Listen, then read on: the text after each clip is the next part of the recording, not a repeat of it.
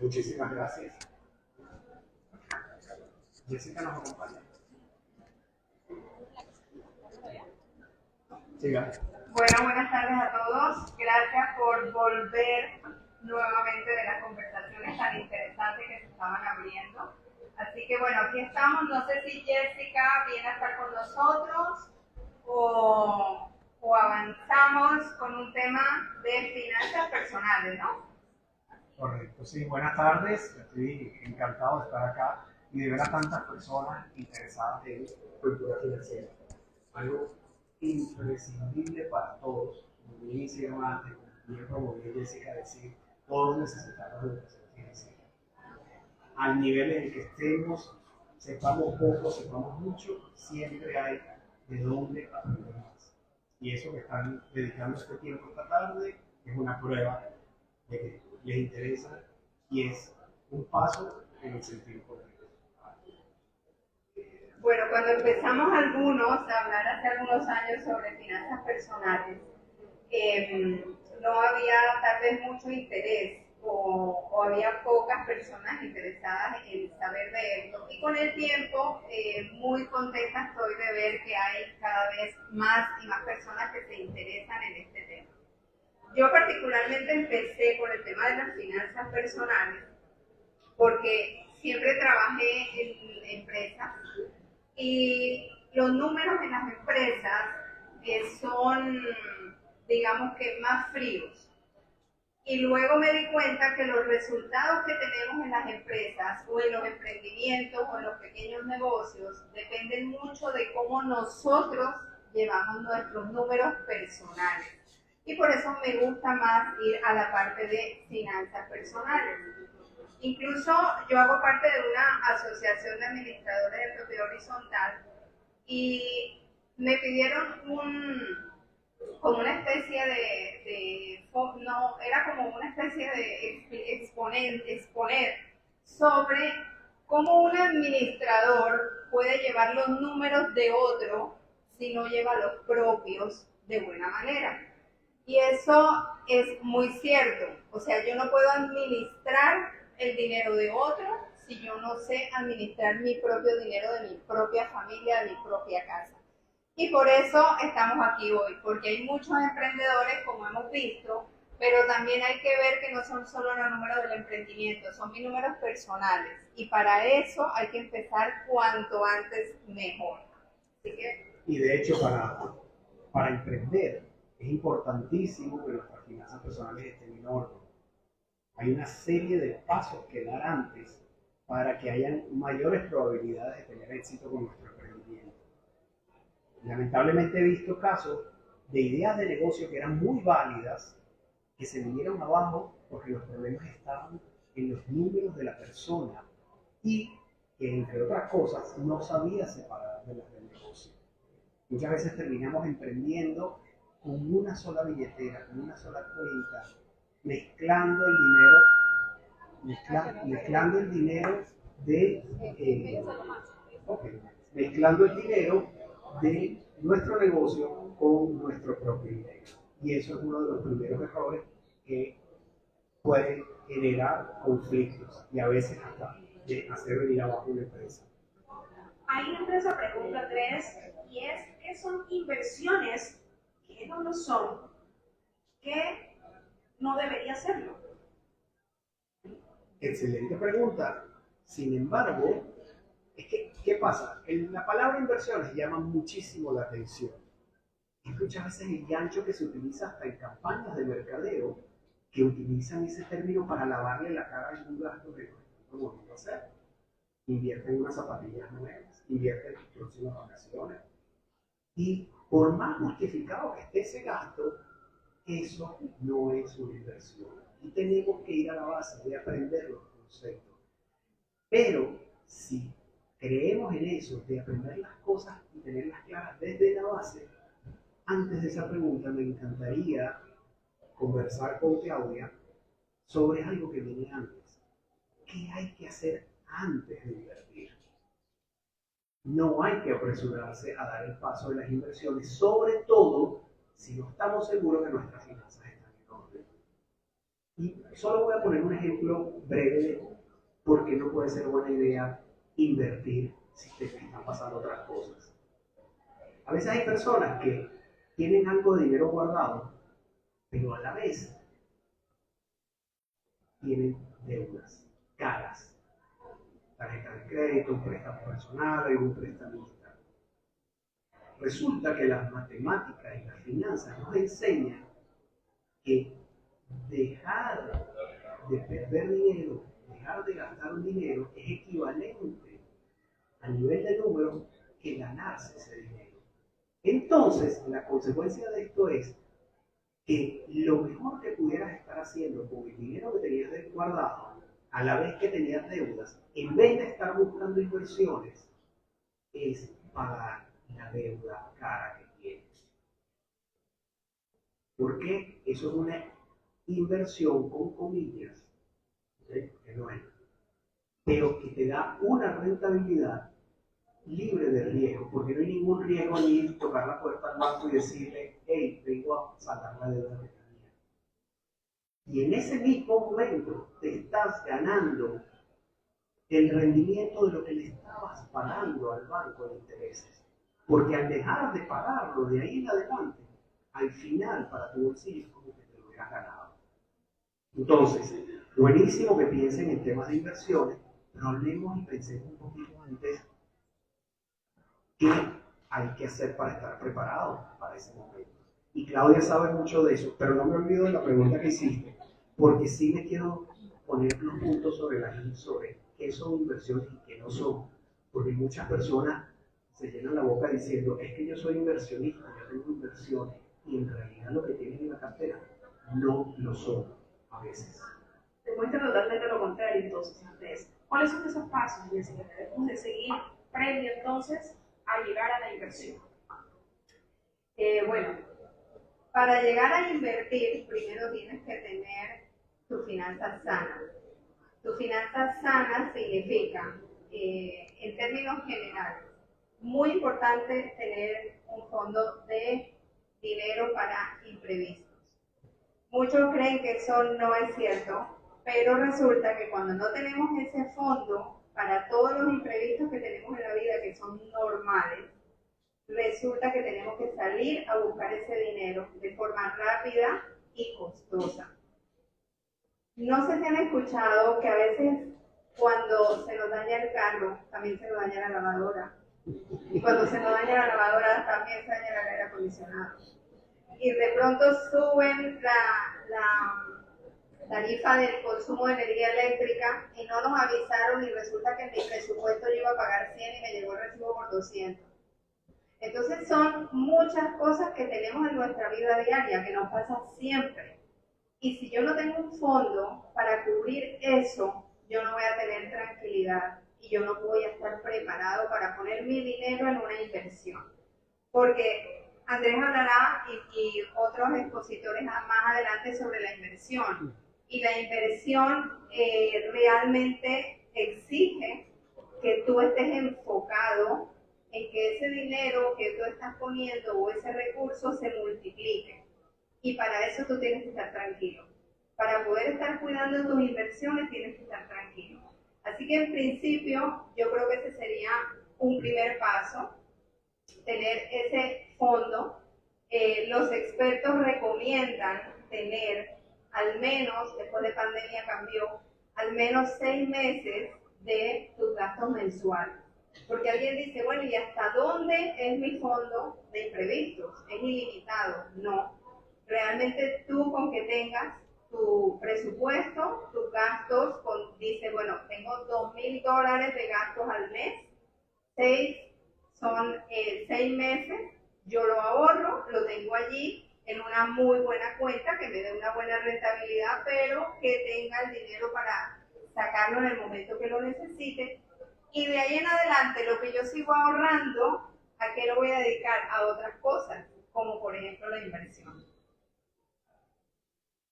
Es así, y entre esas preparaciones tienen incluso unos pasos básicos como entender dónde estamos parados. Muchas personas a veces andan pensando comprarse una propiedad, tomar una deuda para eso, ver si meten algo de plata en la bolsa y no saben ni siquiera cuánto están pagando en la deuda que tienen o cómo está cuadrado su presupuesto, si están gastando más de lo que entra. Entonces, los preparativos son tan o más importantes que esas etapas avanzadas a las que podemos llegar con nuestras finanzas personales. Pero eso lo tiene que decidir cada quien en función de su realidad. Las finanzas personales son, como dice mucho Agnes, otra persona que aboga mucho por temas de educación financiera, son personales. Las finanzas personales son personales.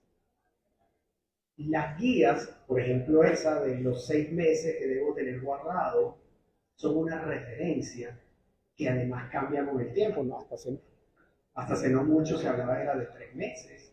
Después ahorita, después de la pandemia, no, que al menos deberías tener 6 meses de gastos mínimos guardados. Yo en realidad aconsejo que cada quien lo decida, porque cada quien consigue la tranquilidad de formas distintas, porque tiene condiciones de vida diferentes. Hay personas que sus ingresos son tan fluctuantes, o capaz y los riesgos a los que está sometido, por ejemplo, de salud, de tener que dejar de trabajar en algún momento dado, son tan altos que no se siente tranquilo a menos que tenga guardado al menos un año de ingresos. Entonces, eso solo lo sabe cada una de las personas. Pero hay que crearlo, hay que saber que hay que apuntar esas cosas previas antes de llegar a los temas de inversión. Claro que sí, Andrés y Gaia, súper interesante. Solamente quiero abrir el compás para ver si alguno tiene alguna pregunta, quiere hacer algún comentario. Ahí atrás hay uno, ¿ves? Sí, ahí está la pregunta. Voy para allá. Yo también quiero hacer una pregunta.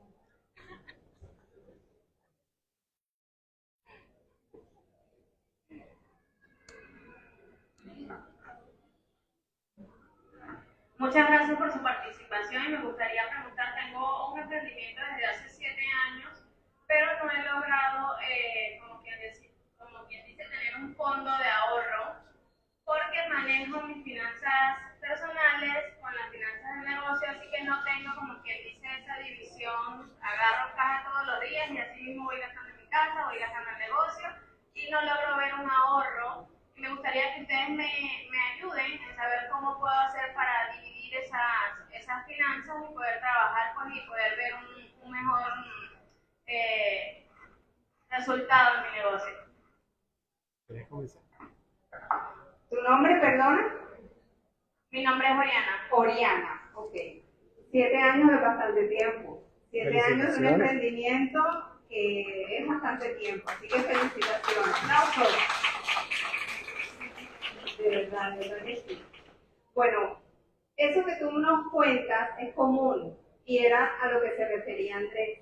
Cuando tú inicias un emprendimiento, el primer paso es la cuenta del emprendimiento aparte de mi cuenta personal. Y muchas veces pasa que al inicio de un emprendimiento necesita dinero.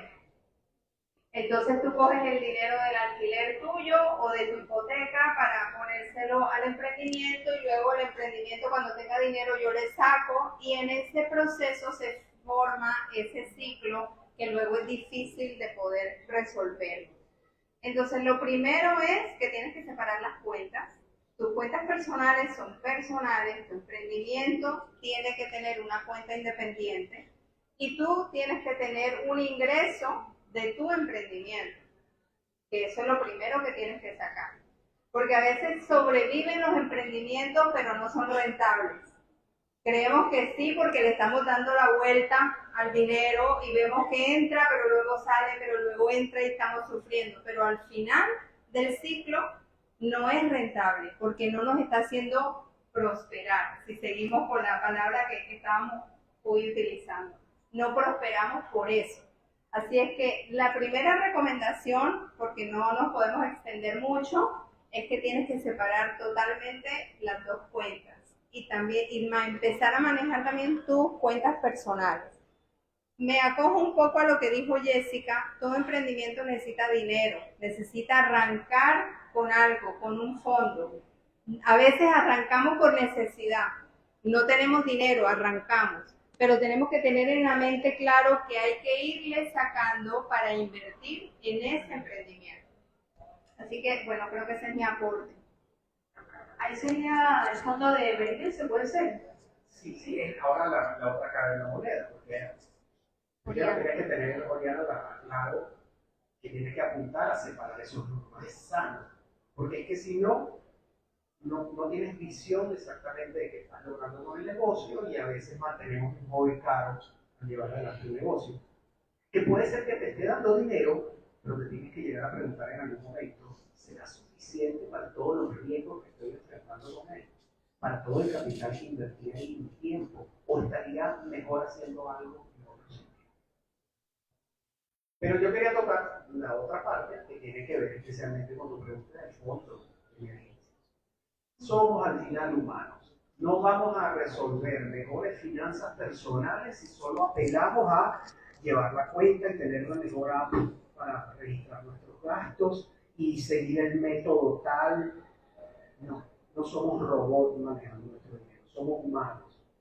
Y así como por ser humanos cometemos errores manejando nuestro dinero, podemos utilizar esa esencia humana para motivarnos a lograr mejoras. Y una de esas es que te propongas, Oriana, llegar a tener ese fondo de emergencia. Visualiza eso como un sueño. Define qué quieres alcanzar. Ya pasaron 7 años. Yo creo que ya te puedes atrever a soñar qué quieres que sea más adelante tu negocio y tu vida. Y entonces, si tienes claro de que ya no quieres vivir, por ejemplo, con la angustia de si mañana no salgo a vender, no cobro y no tengo con qué comer. Esa es la realidad de muchas personas que viven al día a día. Por ejemplo, puedes decir, mi próxima meta de corto plazo es constituir el fondo de emergencia que a mí me parece que sea suficiente. Y cuando tienes ese motivo de que ya no quieres volver a estar en la noche en vela, porque no sabes mañana qué vas a hacer porque no tienes plata, y no sabes si te van a pagar, ¿no? Entonces, con ese mismo motivo vas a empezar a tener la fuerza de decir, ¿sabes qué? Este gasto que acaba de salir, muy bonito, pero no lo voy a hacer porque ese dinero yo lo voy a poner en mi reserva. Y esta otra cosa que quiero hacer, de seguir manejando mi empresa de esta forma, perdóname la palabra, pero desordenada, dice, ya quiero dar el paso porque no sé exactamente cuánto tengo y no puede ser que yo a cada rato le saco dinero a la empresa y así como lo saco, mañana se lo tengo que volver a poner. Eso no es sano. Y cuando tengas esos sueños claros, que puedes apuntar a motivarte y hacer los cambios. Y esa parte es importante. Ese lado humano, tengámoslo muy en cuenta. No busquen recetas de mejores finanzas que de esas que son solo de sacar cuentas, llévate bien tu Excel, calcula las cosas con decimales, con matemática financiera. Son muy útiles, son muy buenas, pero no basta. El lado humano, ténganlo en cuenta, incluso como su aliado. Tenemos una pregunta por acá. Muy acertado, pero hay una cosa que yo una vez vi por experiencia propia, quiero compartirlo porque hay que mencionarlo, sobre todo cuando la gente joven. Los humanos somos caprichosos, ¿no? Y en un seminario hay una palabra clave que hay que mencionar aquí, para todos los que están escuchando ahora. Disciplina, persistencia, todo, pero hay una palabra muy clave que hace la diferencia entre usar el dinero, gastarlo o no gastarlo. Es muy doloroso. A mi edad, tengo familia, hijos, esposa, etc. Es muy doloroso a veces negarte un placer para tu hijo, tu hija, tu familia, tu esposa. Y es muy, muy doloroso a veces tomar esa decisión. Tan doloroso que la gente mira por otro lado y se gasta la otra. Y usamos ese dolor, es decir, ok, si hago esto ahora, ¿qué pasa después? Cuando realmente necesita el dinero para lo que importa. Y esa palabra doloroso es bien importante, porque por eso que gastamos más de lo que debemos, porque es muy doloroso decir que no. Pero nos podemos preparar para no tener que pasar por ese dolor. Claro. Y eso puede implicar una época de sacrificios, pero créanme, cuando ya después tienes las finanzas en orden y tienes un fondo, no solo el de emergencia, porque el fondo de emergencia es para emergencia, ojo, No es que no tengo el regalo para el próximo cumpleaños de mi hijo, eso es una emergencia, no, eso no es una emergencia. Pero también puedes tener un fondo para esos gastos imprevistos más normales. Una planificación, por supuesto, un presupuesto donde con algo de cuidado tú dices, eso viene en camino, y yo tengo parte de mi dinero dedicado a eso. Y con eso evitamos esos dolores. Claro. Y esa visión de evitarte esos dolores puede ser un motivante muy fuerte para hacer los A eso cambios. iba a pasar esa fuerza, esa energía, y entender que puede ser temporal. O sea, significa que un tiempo que está sembrado y después cosechas. Está bien. Ahora es bien doloroso decir que no. Ese es el problema. Yo le voy a aportar algo, y ahí, perdona, es que es muy importante elegir de quién te rodeas, con quiénes estás. ¿Quién es esa familia que está alrededor tuyo, que te apoya y entiende que es un momento de sacrificio porque tienes un plan, porque tienes una meta y porque te tienes que enfocar? Yo creo que a veces es duro, pero incluso hay familia de la que nos tenemos que alejar. Yo no estoy diciendo pelear ni nada, pero hay familia de la que uno se tiene que alejar, porque se da cuenta que no lo acompaña a uno en ese proceso que uno ya tiene claro. Yo estoy segura que todos los que estamos aquí tenemos claro que queremos mejorar nuestro tema financiero, no por tener más dinero, sino por ser mejores personas, por aportar más a nuestros seres queridos y a nuestra sociedad y a nuestro país. Creo que aquí todos lo tenemos claro. Entonces, ¿de quién te rodeas? Si tú estás hoy aquí, llegas a tu casa y no encuentras ese apoyo, ¿qué pasa? Ahí me decían, a mí me pasa, ¿sí? Hay que saber seleccionar. A veces no te puedes alejar del todo, pero tú sigues por tu camino. Y cuando te encuentras con una persona que te apoya y que te hace ese bien, ahí te tienes que quedar. Y con esas personas es que tú tienes que estar. Así que de verdad que les doy un aplauso a todos los que están aquí hoy porque estamos por este mismo objetivo.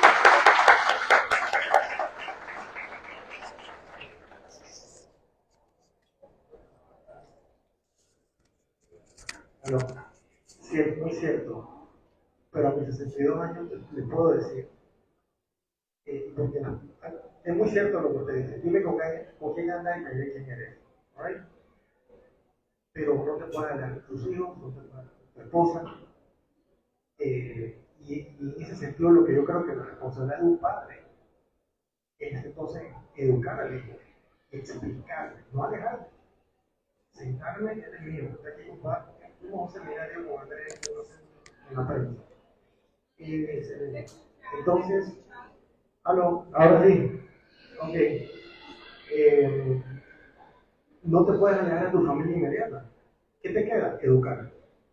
Y sentarte a hablar con tu esposa, acaso, porque hay mujeres que son gastonas y hombres que son gastones, y mujeres que ahorran y ayudan al hombre a no gastar tanto. Hay de todo. Entonces, no te puedes alejar, tienes que sentarte y conversar, que entender la realidad de que lo que quieren es tranquilidad y paz financiera. Pero a veces no te puedes alejar, tienes que educar porque no te queda otra. Y esa es la base, ¿no? Aclararles bien, hey, no se puede. Y vuelvo y repito, es doloroso decirle que no a la familia. Sí. A veces hay que hacerlo.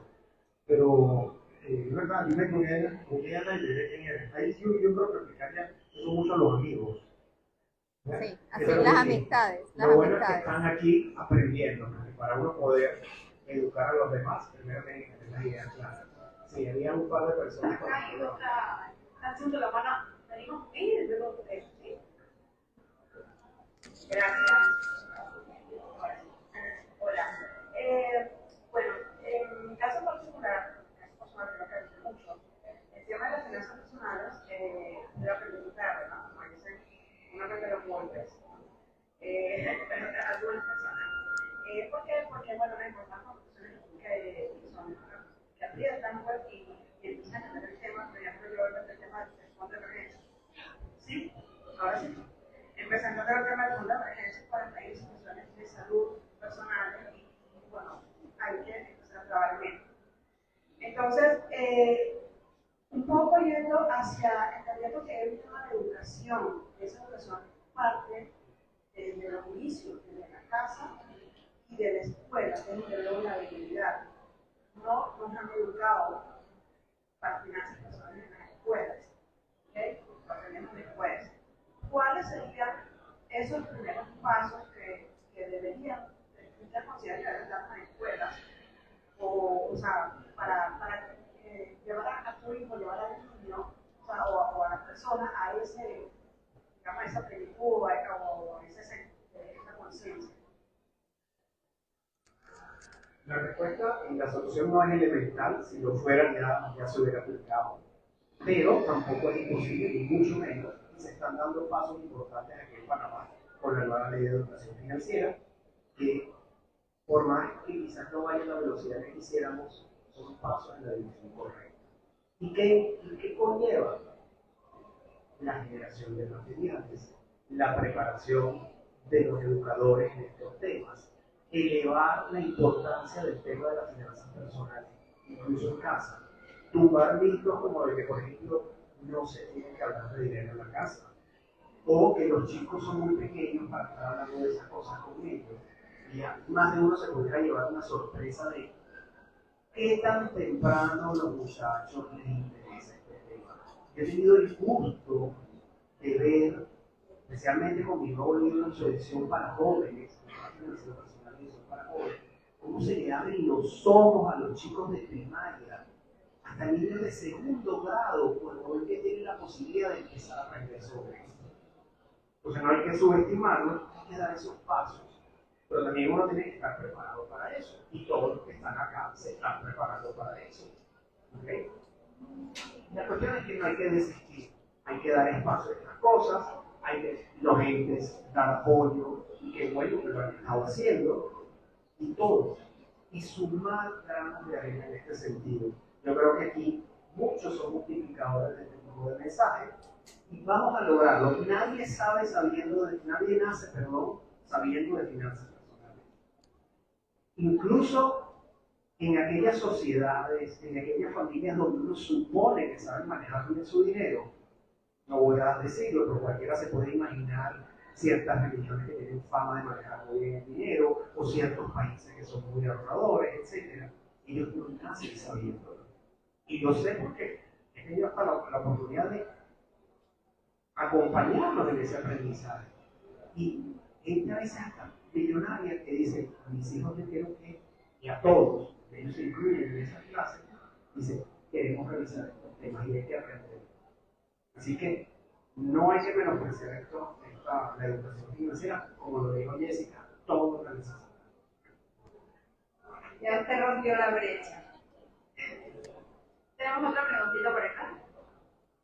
Bueno, no es una pregunta, es sobre la línea que estaba hablando la licenciada sobre el Señor, porque a veces yo termino que yo la licenciada sobre la familia, y el Señor decía, a veces no podemos decirle no a la familia, pero no estamos hablando de los hijos y del esposo o la esposa, a veces hay familias, hermanos, que por lo menos uno quiere salir adelante, y uno sale adelante, pero no quieren exprimir, y de repente dicen, no, ya tú tienes algo, y de repente quiere decir, no, ya tú te quieres más, no es que me creo más, sino el esfuerzo que hice para tener eso, o el sudor de frente. En la línea que dio acá el licenciado, también tengo un joven de 14 años que le dice que es un emprendimiento de vender cosas, pero él tiene un círculo que dice de vender y gastar al mismo. Yo le digo, eso no es tú tienes que tener un plan de ahorro. Listo, eso es todo. Gracias. Muy buena cosa, muchas gracias. Del otro lado, No sé si alguien más tenía allí.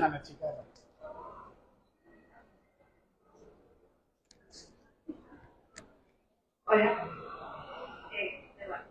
Lo mío es para agregar a los comentarios, porque si bien es cierto, como decía el señor, que a veces es muy difícil llevarse a la familia, en mi caso ha sido todo lo contrario. Mi papá desde muy pequeños nos ha incentivado muchísimo a ahorrar. Desde que tengo uso de razón, él nos propuso, te doy un sol, porque mi moneda es el sol, y te doy un sol y tú lo ahorras. Si tú necesitas ir al colegio, ¿cuánto es lo que te sale de tu presupuesto? 50 centavos. El otro 50 centavos que te sobra es lo que tú tienes que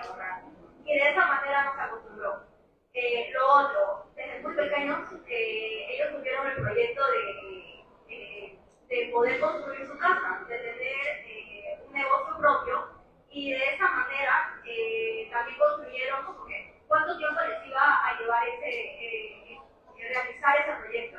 Entonces, obviamente que durante todo ese trayecto, que fueron como 15, 20 años que les llevó, ellos conversaron muchísimo conmigo y con mis hermanos, el cual nos decía, nosotros no vamos a gastar en tales cosas porque nuestra prioridad es ahorrar, y nuestro objetivo de aquí a unos 15 años, que va a ser a largo plazo, es que nosotros tengamos una rentabilidad. Y nosotros como hijos, obviamente que lo entendíamos, decíamos que no podemos exigir a nuestros papás cuando nuestros papás nos puedan brindar, ellos nos dirán, nos proporcionarán todo lo necesario. No nos ha faltado absolutamente nada, pero nosotros sí hemos sabido entender. Entonces, yo creo que es parte importante conversar en la familia, y hacer el desayuno, tener una educación, ¿no? En que los padres ayuden muchísimo a tocar este tema, el ahorro. Gracias. ¿Tu nombre es? Madeline. Madeline. Ok, gracias. Solamente voy a apuntar algo del ahorro que tú acabas de mencionar. Y es que para tú entender por qué tienes que ahorrar, tienes que tener un objetivo, que es lo que hacía tu papá. Tenemos este objetivo, queremos hacer una casa, y los hijos tienen que entender. Pero a veces a los niños les decimos hay que ahorrar, pero ellos no saben para qué.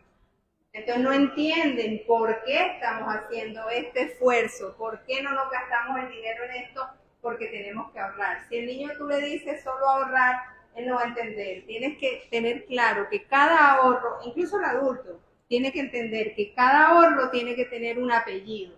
¿Para dónde va ese dinero? ¿Y por qué lo estoy haciendo? Excelente.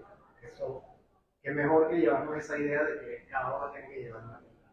Y hay distintas formas y objetivos para esos ahorros. Uno es el fondo de emergencia. Otro son metas de corto plazo. Ahora, ahorro como concepto llega un momento que tiene su techo, tiene su utilidad, que es para objetivos de corto plazo y para el dinero que necesitamos tener líquido para nuestros gastos del día a día y las emergencias. Después de eso, ¿qué viene? ¿Okay? Muchas personas piensan y tienen la meta de ahorrar, pero en algún momento va a llegar dar un paso siguiente, que es el que tiene que ver con las inversiones, y es la pregunta que no olvidé. Y quería ponernos a pensar un poco de qué es lo que define una inversión, qué es lo que define una buena inversión, y qué cosas, cuando faltan, hacen que eso no sea una inversión, sino otra cosa. A ver, para que algo sea una inversión, primero tenemos que estar pensando que ponemos recursos. Normalmente dinero, pero también se vale que sea tiempo u otras cosas. A veces lo que ponemos es un capital social, un conocimiento, etcétera, pero pensemos principalmente en dinero. Si no se pone dinero, no hay inversión. Segundo, las inversiones vienen por definición al separarnos de nuestro dinero y dejarlo que trabaje por un tiempo, implica que vienen riesgos. Los podemos entender, podemos minimizarlos, podemos gestionarlos, pero hay riesgos. Tercero, y ya lo mencioné sin querer, hace falta tiempo. Las inversiones necesitan tiempo para madurar. Cuarto, y es importantísimo este cuarto elemento, es que todo esto, todos estos recursos se tienen que estar poniendo a funcionar en algún proceso que genere riqueza. Si nosotros ponemos el dinero debajo del colchón, eso no es una inversión. Tiene que ponerse a producir de algún manera. De alguna manera tenemos que entender que hay un proceso productivo, unos clientes que van a pagar felices por un producto, por un servicio, y de ahí se genera la riqueza que le da el retorno a esa inversión. Entonces tenemos 4 elementos: recursos, riesgo, tiempo y un proceso que genera riqueza. Y eso son los 4 ingredientes de una inversión. Pero eso no lo hace una buena inversión. Hace falta un quinto punto, que es que necesitamos entender cómo funcionan esas cuatro cosas juntas para poder llamarlo una buena inversión. Si no sabemos qué riesgo corremos, o cuánto tiempo vamos a tener que esperar, o cuánto dinero tenemos que poner, o no entendemos cómo se genera riqueza con ese proceso, entonces estamos poniendo el dinero en algo que no sabemos si es una buena inversión. ¿Qué pasa si falta alguno de estos cuatro elementos? Por ejemplo, si no hay un proceso de generación de riqueza, sino que corremos riesgos y vamos a esperar un tiempo y pusimos plata, pero no hay la generación de riqueza para nadie, eso no es inversión, eso es especulación. Y si bien especulación es una palabra que se ha utilizado peyorativamente, como que fuera algo malo, y no tiene nada de malo per se, no es inversión. Comprar algo, tener algo, un bien, una materia prima, una propiedad, y no hacer más nada, sino esperar a que eso valga más después, por sí solo, eso no es una inversión. Repito, no tiene nada de malo, pero al tenerlo y esperar resultados de inversión, ¿qué va a pasar? Te puedes desilusionar. Luego, ¿qué pasa si no hay riesgos? No puede ser una inversión. Vienen necesariamente las inversiones con riesgo. ¿Qué pasa si lo que es que corro riesgos, paso tiempo y estoy creando valor para alguien, pero no estoy poniendo dinero? Tampoco es una inversión. Eso es lo que estás teniendo esperanza de que llegue algo. Pero si no pones carne en el asador, no hay retorno. Si crees que no hay riesgos y no tienes que esperar tiempo y no tienes que poner nada, pero sabes, estás esperando que se genere valor, no, lo que estás esperando es un milagro. ¿Okay? Muy bonito el milagro, pero no es tampoco una inversión.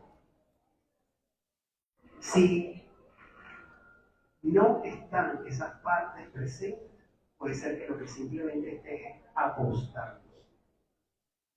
Entonces, cuidado con estar llamando inversiones a cosas que no lo son.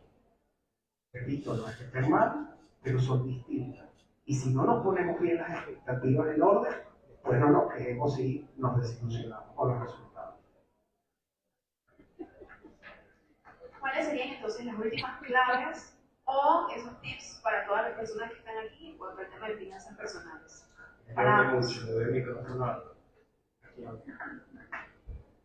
Me puso lo duro a mí, ¿viste cómo me pasa el micrófono? Antes de eso yo quiero hacerles una pregunta. A ver si alguien me dice para qué está aquí hoy. No por qué, para qué. ¿Quién me dice? Buenas tardes. Aquí para aprender el bienestar financiero y como joven observar lo que es movimiento de dinero y ver todo lo que hay, porque me gusta observar bastante eso. Vine aquí para prácticamente escuchar, abrir mis ojos y ver cómo empezar un bienestar financiero, una cuenta, aparte llevo $24 ahorrados y 32 centavos. Pero se empieza en algún lugar y yo pongo eso va creciendo y es lo que quiero ver aquí, diferentes tips, diferentes cosas. Eso es, gracias. Excelente, felicitaciones. Muy bien, ¿alguien más que lo quiera compartir? ¿Para qué está? Aquí mismo la traje. Hola, mucho gusto, mi nombre es Marichoy. Bueno, yo estoy aquí principalmente porque me interesa mucho de tener las finanzas de una manera sana y gracias a ustedes por compartir, especialmente en la parte de finanzas personales, porque entonces, ¿no? Yo sé que es primero siempre las finanzas de uno primero y luego de esa manera podemos manejar las finanzas de nuestros emprendimientos y la verdad que muy agradecida por el tema que han tocado y la parte de inversión es que me interesaría mucho, por lo menos sé que hay riesgos y sé que a nadie les gusta escuchar que hay riesgos cuando uno invierte, ¿verdad? Nadie.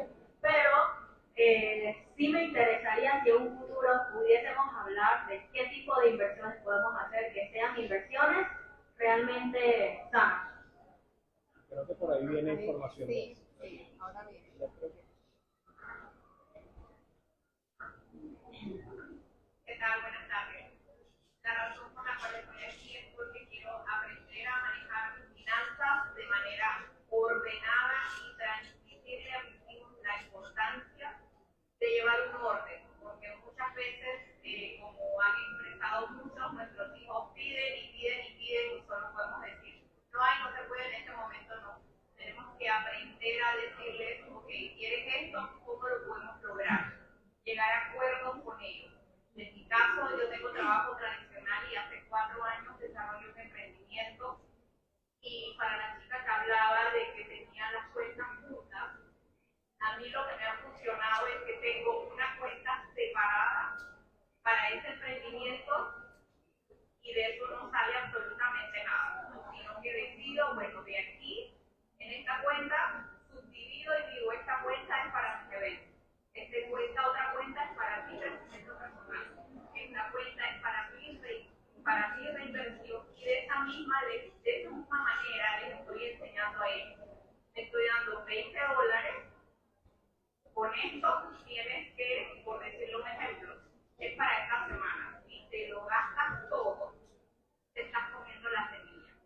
Entonces, pienso que el cambio debe venir por nosotros. No podemos, ya sabemos que en la escuela nunca nos enseñaron, pero si seguimos viendo hacia atrás, pues no vamos a poder ver lo que tenemos adelante. El cambio viene por nosotros.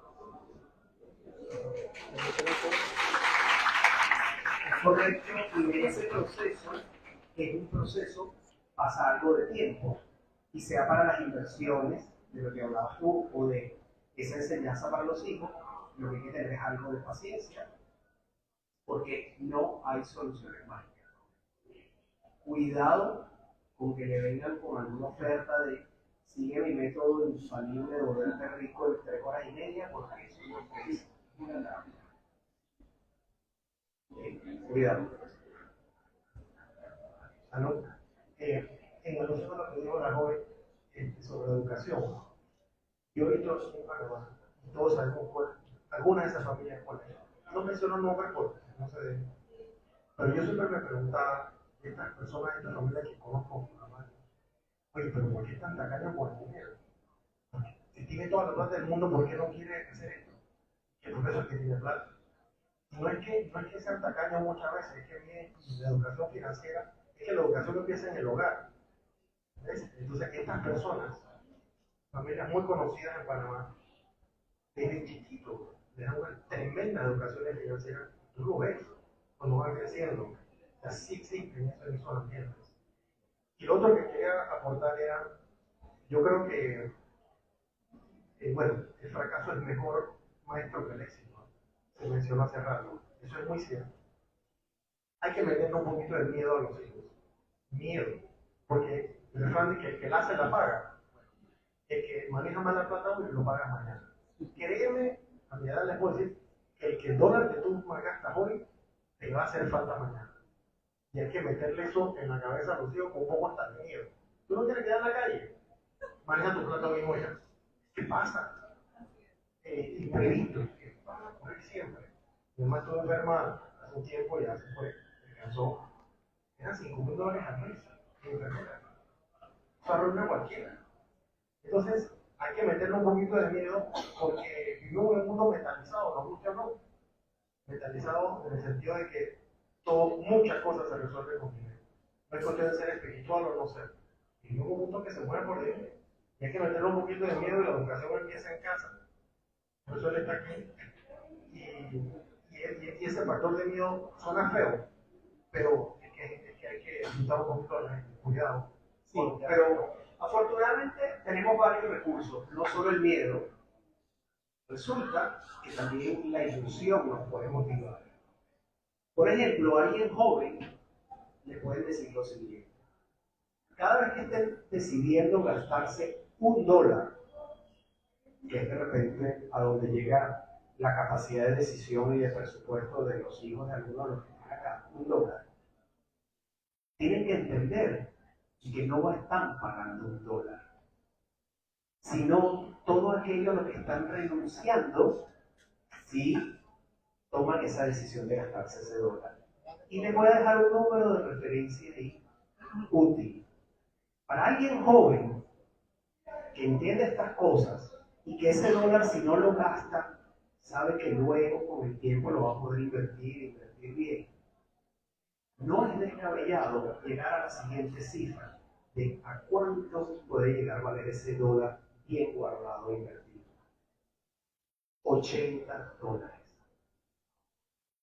Es decir, el valor futuro de un dólar de hoy que no me gasto y lo guardo por el resto de un montón de años, llega a transformarse en $80. Más allá de la matemática que está detrás de esto, no venimos aquí a hablar de matemáticas, es el punto de si se lleva la idea de que cuando ustedes están decidiendo hoy gastarse o no un dólar, lo ponen en perspectiva como que uso o no ese dólar que no me hace ni más rico ni más pobre, y en lugar de eso digo, es que estoy dejando de recibir el día de mañana 80, créanme que más de una vez vamos a decir, ¿sabes qué? Este dólar no me lo gasto. Entonces, por el lado de la motivación, también podemos conseguir buenos resultados, especialmente con los chicos. ¿Ok? Bueno, ¿estamos listos? Quiero dar una última pregunta. Gracias. Avanza un poquito con la consulta. Mi nombre es Nadia. Buenas tardes a todos. Siempre se ha escuchado que la inversión a largo plazo es mucho más rentable, mucho más riesgosa, obviamente, pero es mejor que el corto o mediana inversión. ¿Es muy cierto eso o es relativo? Ok, lo voy a aclarar. Las inversiones, en principio, si no queremos estar demasiado angustiados por los riesgos en el camino, deberían preferiblemente hacerse con objetivos de largo plazo. Porque, ¿qué pasa? Toda iniciativa en la que pongamos recursos para apuntar a una creación de valor va a tener vaivenes en el camino. Hablemos de bolsa de valores, precios de mercado, negocios que este año van mal y el año que viene van bien, como sea. Tiene vaivenes. Pero si tú tienes un proceso de creación de valor cada vez que atiendes un cliente, algunos saldrán bien, otros saldrán mal. Pero si creas valor con cada transacción que haces, eso debería ir apuntando hacia arriba. Entonces, puedes tener traspiés en el camino, pero si tú dejaste suficiente tiempo ese dinero produciendo ahí, no importa qué pasó en el intermedio, al final arrancaste de un punto y deberías estar llegando a otro mucho más alto. Entonces, no es que no hay riesgo en las inversiones de largo plazo. Tienes muchos años corriendo riesgo. Es lo mismo que cuando se dice, es que diversificando tengo menos riesgo. No. Diversificando te enfrentas a más riesgos. Porque no es lo mismo tener un negocio y los riesgos de un negocio que tener 4 negocios donde pueden salir cosas mal en los 4. Pero ¿qué pasa? Cuando tienes 4 negocios, cada uno con su riesgo y repartiendo tu capital en cada uno de ellos, al final, entre ellos se compensa. Y no sabes cuál saldrá mal, pero otros saldrán bien. Y por eso la diversificación al final te trae menos volatilidad en tus resultados. Y el tiempo deja atrás la volatilidad en el camino. Entonces, las inversiones idealmente, preferiblemente, si las haces con visión de largo plazo, puedes estar tranquila que es muy difícil que pase algo en el camino si hiciste bien las inversiones que te hagan llegar a un resultado de que te arrepientes. Pero no quiere decir que no las puedas hacer un poquito más de corto plazo, solo que las manejas distintas. Estos temas no son elementales, pero la buena noticia es que tampoco son tan complicados. Se pueden entender con palabras sencillas, solo que no esperen ni la receta, ni tampoco entenderlo en media hora de explicación, en una charla o algo así. Dedíquenle algo de tiempo y van a ver que pronto pueden estarlo haciendo y hacerlo bien. Tengan confianza, si es posible, perfectamente posible, pero tengan cuidado y entiendan lo que están haciendo. Últimas palabras, Andrés. Cortitas. Totalmente agradecido, por favor, sigan con su propia educación financiera, tengan mucho cuidado y enfóquense en fortalecer su propio criterio para tomar sus decisiones y conocer qué alternativas tienen, para que no estén siguiendo recetas ciegamente. ¿Okay? Todos acá han demostrado, por el simple hecho de estar dedicando tiempo, de que tienen la capacidad intelectual de aprender estos temas. No, repito, no son complicados para nada. Si alguien les dice que son complicados es porque les quieren hacer el trabajo y cobrarles por eso. No son complicados, pero llevan su tiempo. Andrés, me dejó sin tiempo, ya me dijeron que yo no tengo tiempo.